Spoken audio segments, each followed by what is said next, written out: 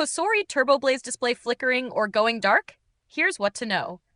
If your TurboBlaze screen turns off randomly or flickers while you're cooking, it's usually not a fatal issue, but it does point to a power or safety behavior you can fix. Step 1. Make sure you're plugged into a wall outlet directly. Avoid extension cords or power strips. They can drop voltage during use.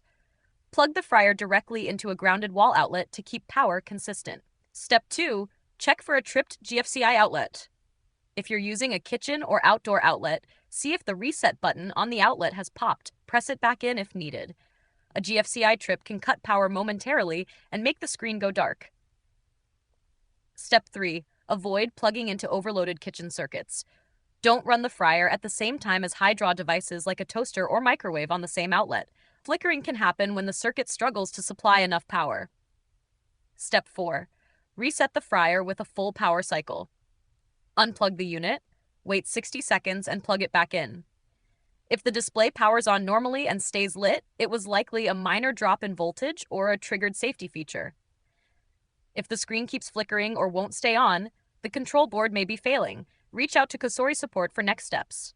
If this helped stabilize your screen, subscribe to No Filler Fixes for more quick appliance breakdowns. And if you want a compact surge protector designed for kitchen use, I've linked a reliable option below. It helps guard against flickers and drops. Thanks for watching, and power steady.